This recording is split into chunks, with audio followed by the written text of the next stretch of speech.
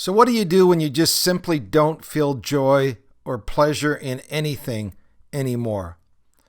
Everything seems blah. Or another great term, meh. Today we tackle that topic on Finding Traction. Welcome aboard. Guys ready?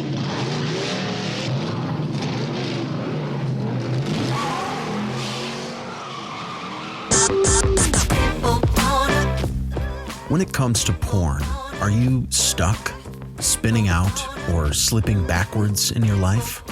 If so, then welcome to the Finding Traction podcast, a show dedicated to those who are looking to gain recovery momentum away from porn and toward the life and relationships they have always hoped for. Now, here's your host, Vern Tomke.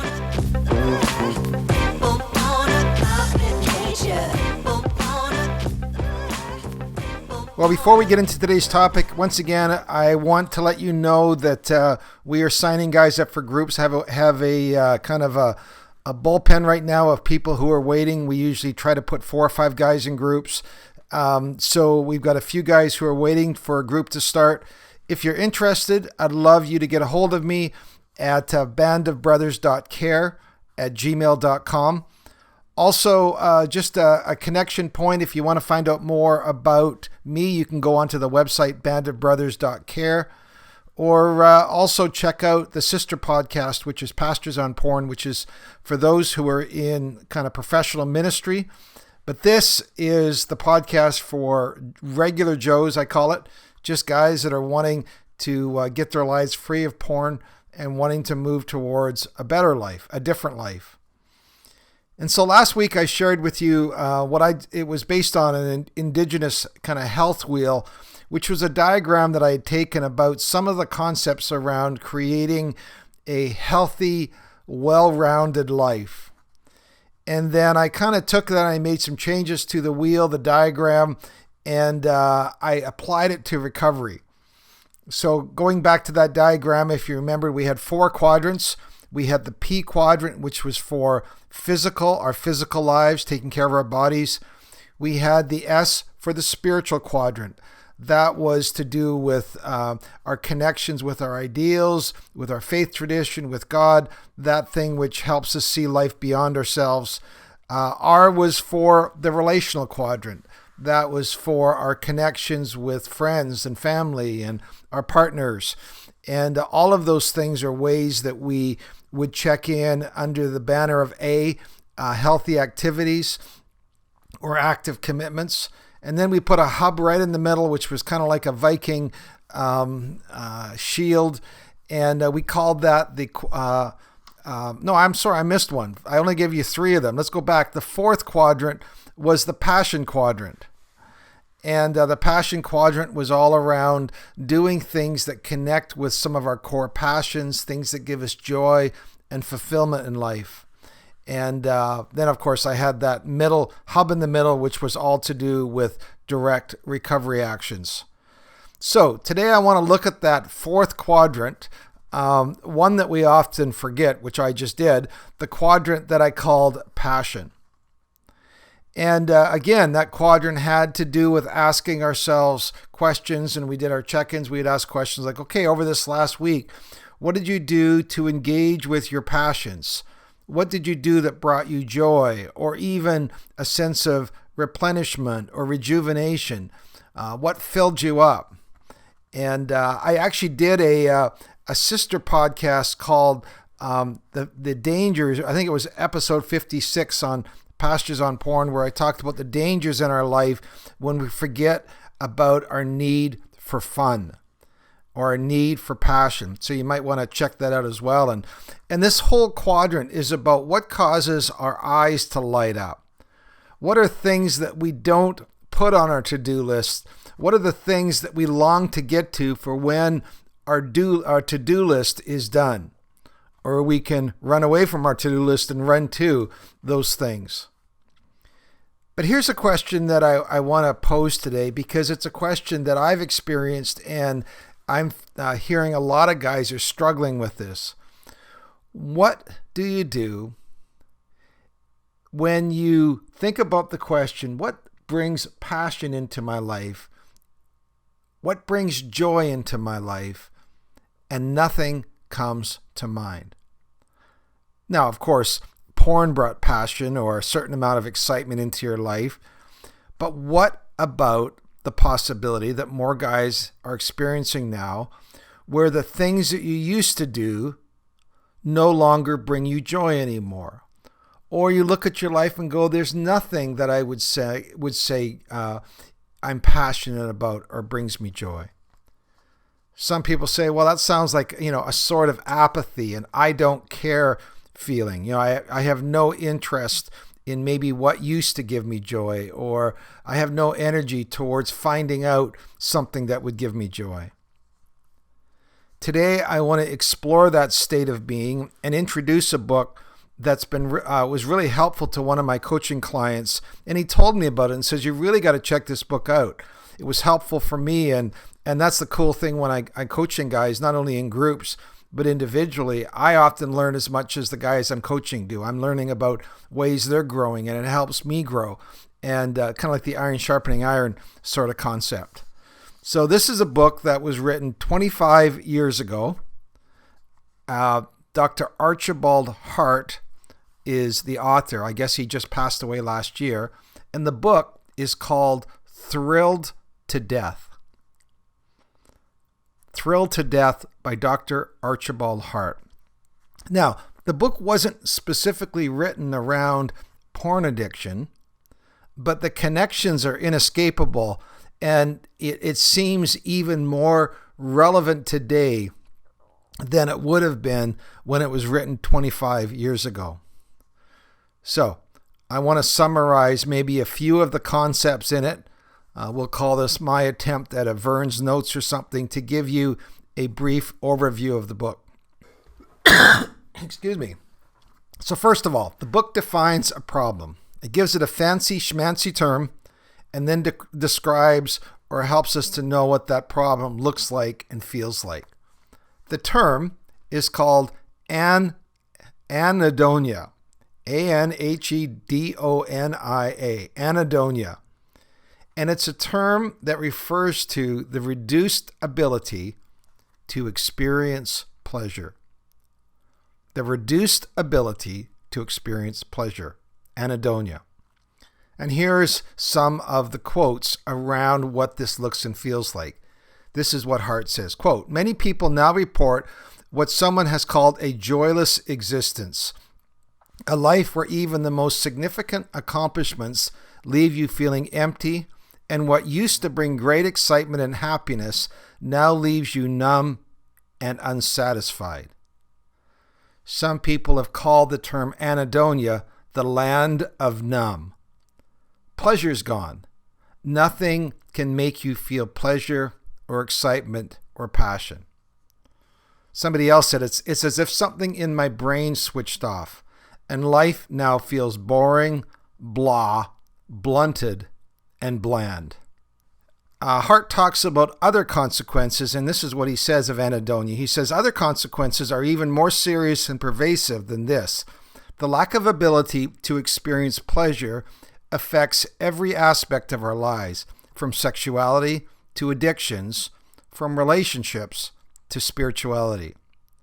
The more severe the anhedonia, the more completely it shuts down the pleasure system and experiences of any joyful feelings. When was the last time you experienced real joy? Even intense joy. So to use, let's just skip that word. To use different language, anhedonia is not having anything in your life that can move your heart. Your happiness is deadened because your joy is missing. Now, interesting here, scientists who are exploring anhedonia believe that today we are now slowly losing our capacity for pleasure. And they've actually said this sometimes is a condition that is a major factor in emotional problems such as depression and anxiety. Now, it's important here to make a distinction, and Hart is careful to make a distinction between clinical depression and anhedonia. This is what he says. Sometimes anhedonia accompanies depression, but increasingly we are seeing anhedonia in non-depressed people. You say, well, why is this a big problem? I mean, this is a huge problem because pleasure is a healthy and necessary part of the human experience. Think about it. It's what enables us to live and experience a beautiful life, isn't it? So Archibald Hart goes on and says, anhedonia involves the subtle and insidious loss, a decline over time of the ability to find joy in small events and simple experiences. Now, some of you might say, well, isn't kind of losing some of your joy, isn't that just a part of growing older? You cynical people, you. Well, and I guess you could say, well, in some ways, perhaps, here's an example. When I was a kid, I used to love going fishing down at the creek, Jackson's Corner.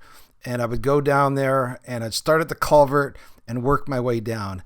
I would fight through brambleberry bushes and stinging nettle just for the joy of returning to some of my favorite fishing holes, the anticipation of what lurked below the surface that I would have to fight and wrestle with to land.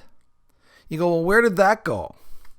In fact, I've tried to return to my love of fishing, and fishing doesn't seem to do it for me anymore. You might say, well, that's just part of getting older. And you know what? Even Hart does acknowledge that as we get older, some anhedonia is bound to develop. There is a sense where life does lose some of its novelty. When you're a little kid, everything is brand new. You could also say, as you grow older, you experience emotional pain, and that obviously can intrude and rob us of some of the joy in life as well. So there is that part of growing older where some of that childlikeness, unfortunately, does seem to get knocked off us. But Archibald Hart says this. He says, that may be true, but something more significant is happening to us that needs to be addressed. And he says brain science is finally providing the clues as to what is happening. Now, let me just say this. I know a lot of people, and if you've read anything about porn addiction or addictions, obviously brain science and brain chemistry is some things that people talk a lot about. I think some people overdo it. But Archibald Hart was one of the very first guys who integrated an understanding of brain science into his counseling practice. For you country music lovers, he was country before country was cool, so to speak. So this is what he says and what they're learning and what they learn from brain science. He says anhedonia, which again is the reduced ability to experience pleasure, is brought on, paradoxically, by the excessive pursuit of pleasure. So what causes a reduced ability to experience pleasure? He says it's an excessive pursuit of pleasure. When we overload the pathways to the pleasure center of the brain, this overload causes our brain pleasure center to demand a further increase in the level of stimulation before delivering more feelings of pleasure. So in his book, he maps out the process, and he says at the very start of our journey, he says enjoyment has free access to the pleasure centers of our brain. So we go through life and we're experiencing a normal, healthy pleasure response to the things we experience and that happen around us. He says the next thing, though, is, and so in one sense, when we pursue the right pleasures and nurture that part of our brain, we experience all the regular delights, physical, emotional, and spiritual, that life brings. But then he goes on and says, but what happens when we begin to abuse the system? And he describes the next step. The next step is where we introduce an excessive amount of pleasure stimulation. And he says overstimulation, what it does is it starts to raise a barrier in front. Just think of a wall in front of the pleasure center due to dopamine flooding. Now, dopamine is probably a word, and it's a neurotransmitter I'm sure you've heard a lot about if you've read anything about porn. So now what happens, he says, because of the excessive amount of stimulation, is now we need to raise the necessary amount of new stimulation to overcome the barrier to experience the same pleasure. In other words, anhedonia starts to become a factor. If we experience anything that can't make it over that wall that's building, we don't get to the pleasure center. And then he describes the last part of the process where he says the end of the process is full-blown anhedonia, where only excessive and high levels of stimulation can now reach the pleasure center. And that's where the name of his book, Thrilled to Death, comes in. He says, we are being thrilled to death. It's to the death of our ability to experience genuine pleasure. Now we have this excessively high wall or barrier between us and experiencing pleasure. And what he says is especially worrisome is this inability to experience pleasure. It doesn't discriminate. It just doesn't happen in one area of our life. It affects every area of our life. Good food, good sex, good friends, good movies, good spiritual connections, good sunsets. It's all now blah or meh. You say, well, that sounds like, isn't anhedonia just basically boredom? You know, we all remembered at times we were kids and we were bored. But Archibald Hard says, no, this is completely different than the normal boredom that we grew up with. He says that boredom was the result of not perhaps having stimulating activities to participate in. I grew up on a farm, and after the chores were done, I had to make my own activities. He says, no. Anhedonia is completely the opposite. It's the result of having excessive stimulation.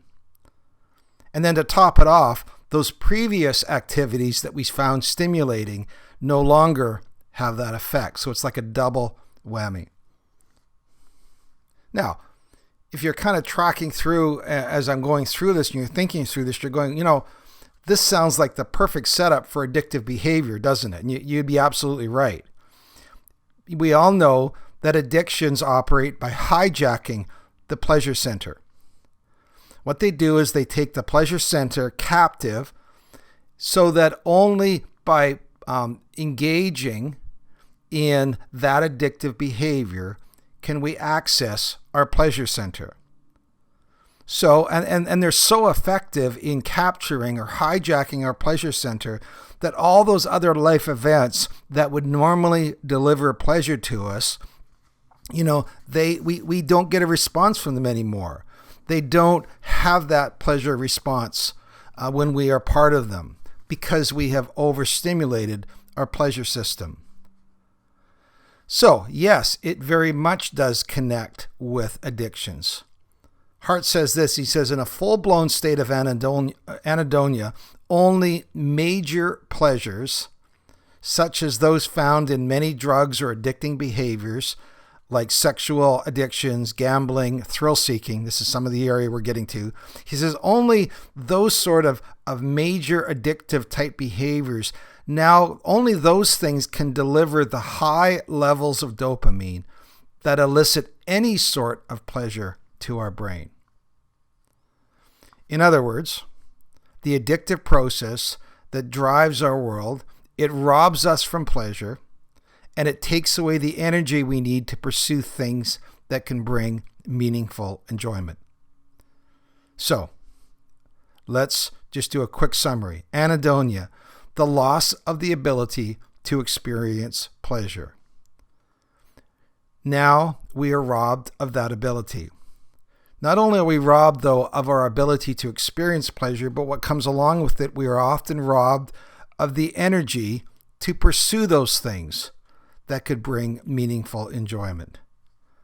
So we don't experience the pleasure like we used to. We don't experience like the joy we used to. We don't care like we used to. And we don't have energy like we used to. Anhedonia. Now, if you've been listening to this and you have a porn background like myself, you're going, boy, does that ever fit? And you'd be right. Again, remembering that 25 years ago, this book wasn't written directly with porn in mind. And I think porn is the perfect setup for leaving us with anhedonia. Let's walk through this specifically from a porn perspective. See, most of us, when we discovered porn, we discovered that intense pleasure, that dopamine hit. It flooded our bodies, made us feel like nothing ever did before. I mean, I remember times in porn, and if I ever return to porn, it would be the same thing. You literally can almost feel the chemicals coursing through your body, your heart rate, your breathing, your physical arousal. You all know what I'm talking about. There's nothing quite like the hit of porn. You are overstimulating your system. We're not talking, this just is like, a simple pleasure, like my favorite ice cream, pralines and cream. No, that would be a 1 or a 2. This is a 9 or a 10. I mean, that's even before internet porn came along. I mean, I'm an old fart. I remember when I would have a stash of magazines and 3 or 4 magazines, and I would return to those same magazines over and over again, but they were the same 3 or 4 magazines. Now the dopamine hits just keep on coming. With each new click is a new pleasure sensation. It never gets old because it's always new. And so you go, wow, if there ever was an example of overstimulating our system, that would be that. It would be a great example, wouldn't it? Recently, in one of our groups, we were talking about our porn stories, and it was interesting. In the same thing, we had 2 guys essentially say, as they talked about their porn history, they both said, I had this crazy thought. I would love nothing more than to quit my job and take up full-time porn viewing. I mean, could there be anything better in life that would make me feel better than that? Talk about overstimulation. Talk about chemicals coursing through our body. So then the question is, well, okay, if those were giving us feelings at and arousal at 8, 9, and 10, what does that do to our ability to experience non-porn real pleasure? Well, according to what Hart's talked about, you just see this huge wall, this huge barrier that we've put up, in front of able to access any part of our pleasure center. All of a sudden, again, real life, real friendships, real intimacy, real walks, hikes, everything is boring. I don't know if I've met any guy who obsessively struggles with porn who hasn't experienced anhedonia at some level. Why? Well, simple. We've overloaded our brain pleasure centers. And now that part of our brain is not working properly. And now the things that should give us pleasure don't anymore. Talk about overloading. There's a great opening scene in, this is going way back, to Back in the Future. The opening scene where Marty shows up at Doc's garage and he plugs his guitar into Doc's super-powered amp. Do you remember that? Let me just play the audio of that if you've forgotten.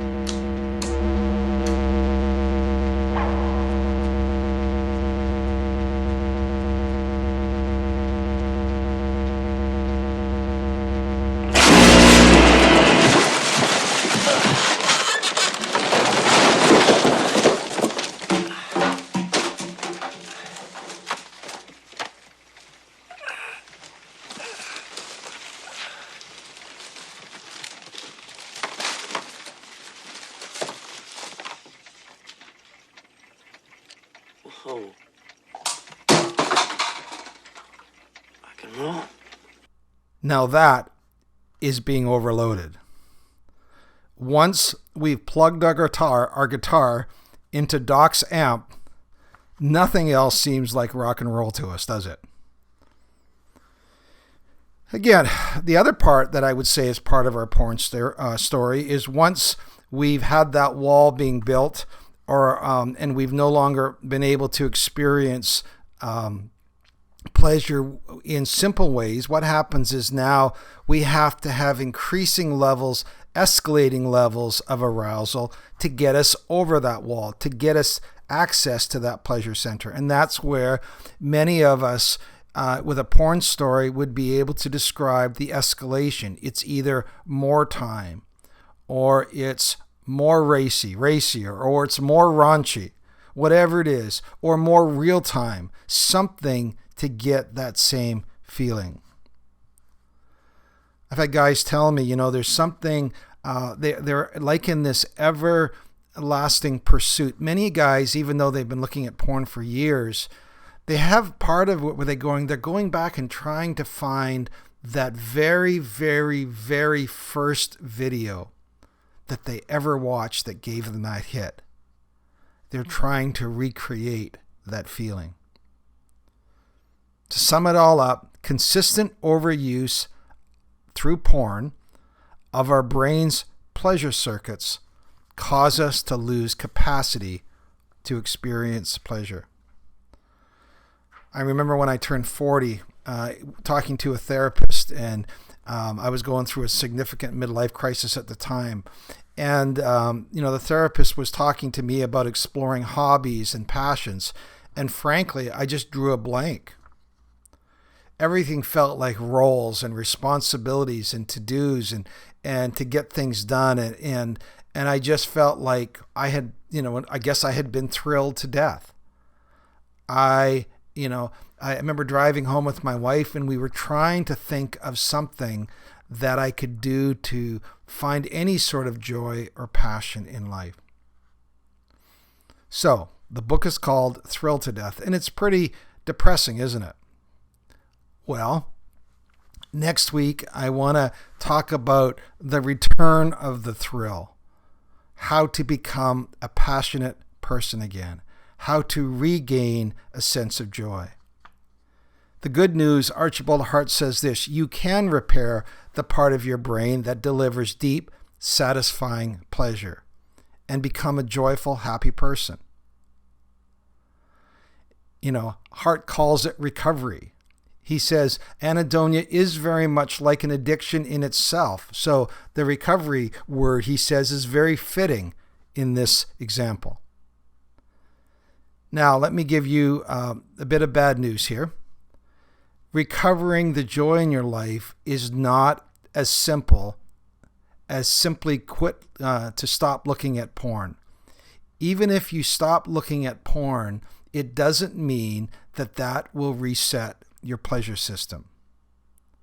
We'll get into that next week as we talk about returning to the thrill.